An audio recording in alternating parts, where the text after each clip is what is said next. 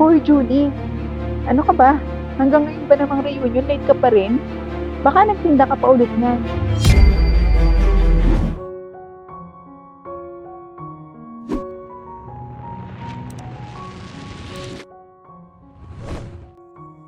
Mahirap lamang ang pamilya nila Julie. Halos isang kahig isang tuka lamang, ngunit iginagapang talaga ng kanyang mga magulang ang kanyang pag-aaral ng high school. Nay, papasok na po ako. Paalam ni Julie. Oh, magbaon ka na lang muna ng paninda kung di ko dyan, anak. Wala pa kasi akong kita ngayong araw. Magtitinda pa lang ako. Opo, Nay, nakakuha na po ako. Nauna na po ako. O sige, mag-iingat ka, anak. Sagot naman ng kanyang nanay. Habang naglalakad papuntang eskwelahan, ay nakasalubong niya ang kanyang mga kaklase habang nag-uusap ito tungkol sa graduation nila na lalapit na ilang buwan na lamang. O Nika, ikaw, anong ganap mo sa graduation? Tanong ng isang kaklase niya sa isa pang kaklase. Lalabas na lang daw kami buong pamilya, kakain sa isang restaurant. Sagot naman ito. Ikaw, Julie? Tanong naman sa kanya. Kami naman di uso sa amin yung handa. Parang normal na araw lang sa amin yan, katulad ng Pasko at Bagong Taon. Sagot nito. Ganun? Gusto mo sumama ka na lang sa amin sa bahay? Maghahanda kasi ng engrande sila mama. Dahil finally, makakapagkolehiyo na din daw ako.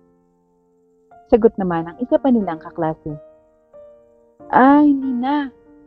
Magtitinda na lang ako ng paninda ni nanay nun. Kaya umorder kayo ng kakanin sa amin O sige, walang problema yan. Sa inyo kami kukuha. Sagot naman ni Nika. Sa isip ni Julie. Buti pa sila, nagagawa nilang mag-celebrate ng mga ganoong okasyon sa araw nito mismo. Nagsimula na rin ang kanilang klase. Good morning, class.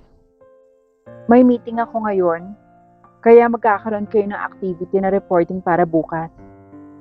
Sa ngayon, gusto kong pumili kayo ng isang partner. At bukas, maging ready kayo to present. Pagkatapos magbigay ng instruction ng guro, ay umalis na ito. Bye, ma'am. Paalam ng mga estudyante. Namili na nga sila ng kani-kanyang mga kaparehas at si Julie ay may nakapareha din. Anong topic ba yan, Julie? Tanong ng kanyang kapareha. Pagiging mabait at mabuti. Maaari bang magkasama o hindi? Yan ang topic natin. Sige. Pa-explain naman ako, Julie, ng pagkakaunawa mo para may ideya ako sa topic. Salamat. Saad ng kanyang kapareha. Agad din namang natapos sila Julie sa kanilang report na ipapakita kinabukasan ng umaga. Kaagad na umuwi na si Julie dahil sa gabi ay pagtitinda naman ng balot ang kanyang ginagawa. Nay, bahay na po ako. Nakaubos po ba kayo ng biko nyo ngayon? Oo, anak. Nakaubos ako. Kinulang pa nga eh. Di mabuti naman po, Nay. Ako'y magbibihis lang po at magtitinda na po ako ng balot sa may kanto. Sayang pa rin po yung kikitain. Paalam naman niya sa kanyang nanay. O sige anak, huwag ka lang magpapagabi ng sobra ha at may pasok ka pa bukas. Sagot naman ng kanyang nanay. Opo, Nay, sige po. Napakasipag na bata nito. Balot! Balot! Sigaw naman ni Julie habang naglalakad papunta sa kanto. Iha, pabili naman ako ng 3 balot at 2 penoy. Sabi ng Ali. Eto po, salamat po. Saad naman ni Julie. Eto ang 100 Ming, sa inaang sukli. Naku, maraming salamat po. Magsipag ka, para magbago din ang takbo ng buhay mo niyan. Sabi nito habang paalis na ang sasakyan ng babae. Agad din namang nakauwi si Julie dahil umaambon din at nakabenta na naman siya kahit papano. Kinabukasan nga ay reporting nila para sa kanilang asignatura. Okay class, sino ang gustong maunang mag-present? Tanong ng guro. Wala ni isang tumaas ang kamay para mag-present agad. Kaya't namili na lamang ang guro at sila Julie at ang kapareha nito ang naunang tinawag. Mauna na kayo, Julie, mag-present. Okay, ma'am. Sagot ni Julie. Halos walang masabi ang guro nito. Sa galing itong magpaliwanag sa topic at talagang kitang-kita mong alam na alam niya ang kanyang mga sinasabi. Good job, Julie and partner. Thank you, ma'am. Sagot nila. Hindi maipagkakailang magaling talagang bata si Julie. At hindi lang yun ang hahangaan mo dahil napaka-madiskarte rin ng batang ito. Lumipas pa ang mga araw at dumating na nga ang araw ng kanilang pagtatapos sa high school. Nay, tara na po. Baka mahuli po tayo sa graduation ko. Masayang yaya ni Julie sa kanyang ina. Hay nako anak, magtatapos ka na ngayong araw ng high school. Pasensya ka na kung hindi ka na makakapagkolehiyo ha. Malungkot na saad ng nanay niya. Ano ba naman, Nay? Okay lang po. Tama na nga po. Baka magkaiyakan pa tayo. Masisira po yung ayos ko. Pabiro namang sagot niya sa kanyang ina. Pagdating sa paaralan, andun ang lahat kahit pumili na rin sila upang makapag-marcha papunta sa stage ng kanilang paaralan. Uy, Julie! Congrats ha!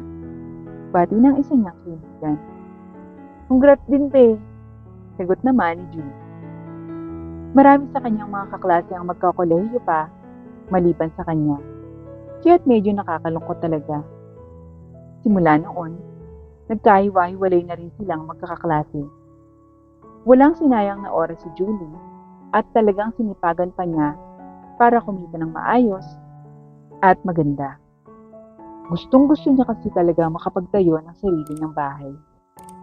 Nag-apply siya bilang assistant ng isang matanda na hindi niya alam ay isa palang CEO ng isang malaking kumpanya. Ma'am, magandang araw po. Nag-a-apply po ako bilang assistant po. Fast learner po ako. Kahit high school graduate lang po ako. Saad ni Julie. May I have your resume and your family background? Sabay kuha ng iniabot ni Julie. 4 kayong magkakapatid at ikaw ang panganay. At ang nanay mo naman ay pagtitindang hanap buhay. Tanong ng matanda. Opo, ma'am.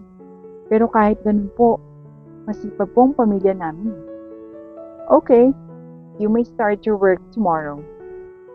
Sagot naman agad ng matanda dahil kitang-kita niya ang determinasyon ng batang si Julie. Ilang buwan pa lamang nagtatrabaho si Julie at malaki na ang naitulong niya sa matanda sa pagpapatakbo ng kumpanya. Julie, halika dito. Alam mo, yung strategy at proposal na ginawa mo para sa client, approve na at nakapirma na rin sila ng kontrata nila. Masayang balita ng boss niya. Naku, mabuti naman ma'am. Ang gandang balita. Oh, eto ang bonus mo. Dahil simula nang naging assistant kita, puro magaganda ang mga nangyayari. Thank you, Julie. Saad ng matanda. Oh, thank you po, ma'am. Masyado po yatang malaki to, ma'am. Ano ka ba, Julie? You deserve it. Nakangiting sagot ng matanda sa kanya. Lubos nang pagtiniwala sa kanya ng matanda dahil sa ipinakita niyang sipag sa trabaho. Kaya't hindi na ito nagdalawang isip pa na ipasok ang kanyang assistant na si Julie sa kanyang kumpanya. Ipinasok niya ito bilang isang manager dahil matanda na rin siya at walang pamilya. Naisip niyang magandang i-train si Julie bilang kahalili niya sa mga susunod na panahon. Nay, sa bahay na po ako. Meron po akong magandang balita.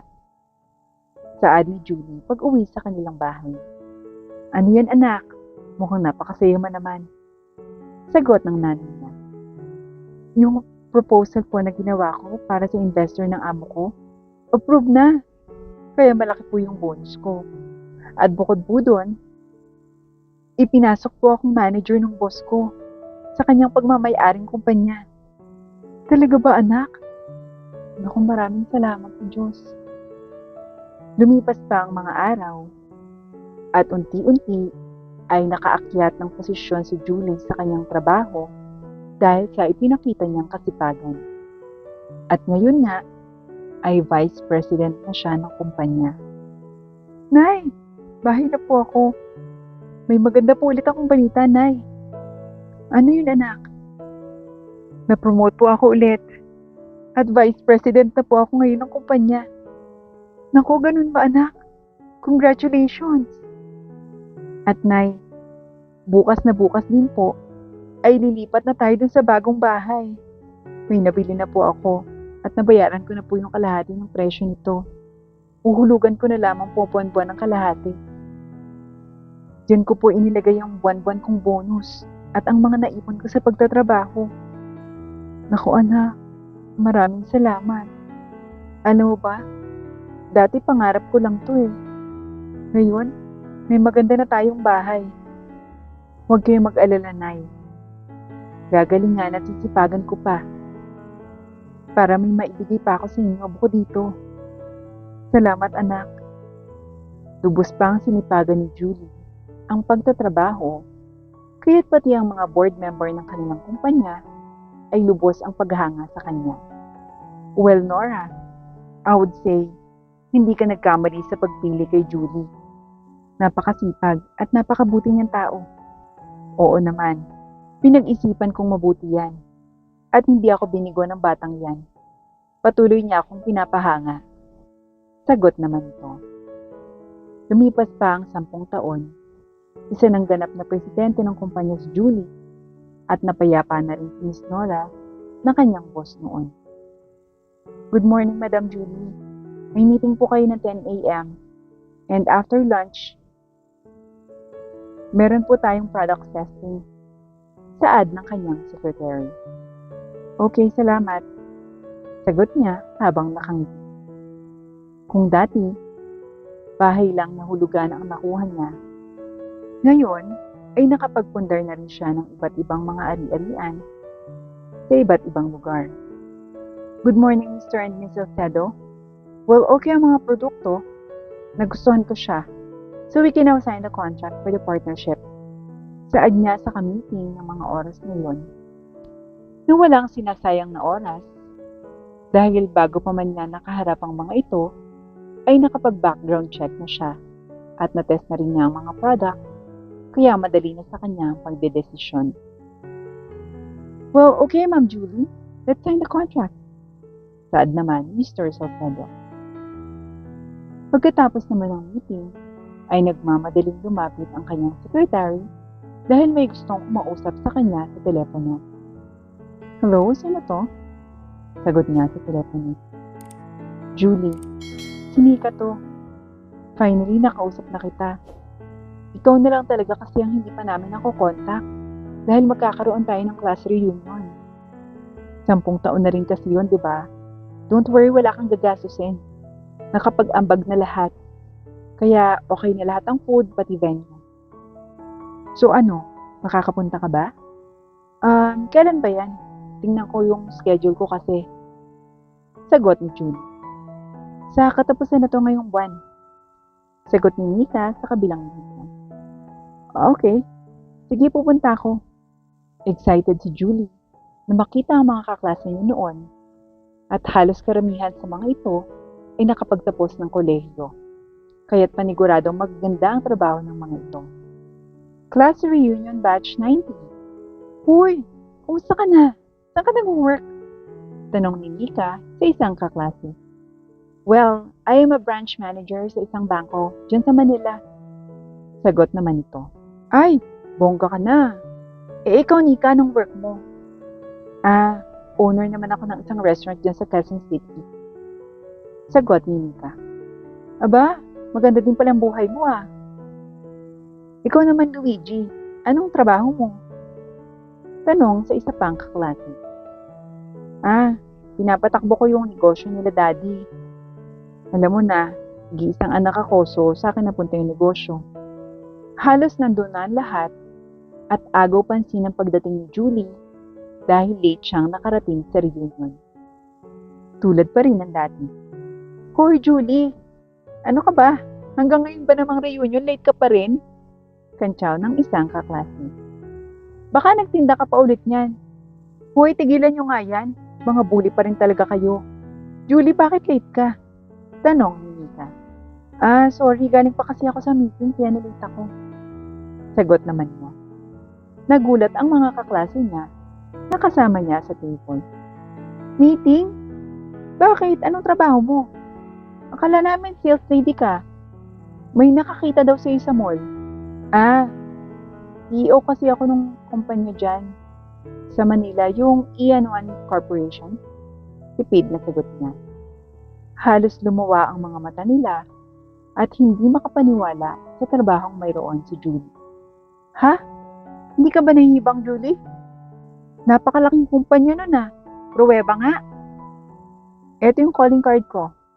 Tawagan mo na lang ako. Tinawagan ng isa niyang kaklase ang numero sa calling card at sinugot naman ito ng kanyang secretary. Manghang-mangha ang lahat. O see, high school graduate lang ako. Pero dinaan ko lang sa sipag at tiyaga ang lahat. Kaya't eto na ako ngayon. Big time ka na pala, Julie. Well, congratulations.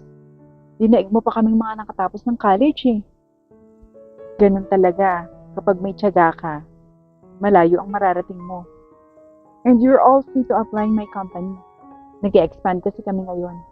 At lahat sila ay nagulat dahil ang minamaliit nilang si Julie ay isa na ngayong CEO ng isang napakalaking kumpanya.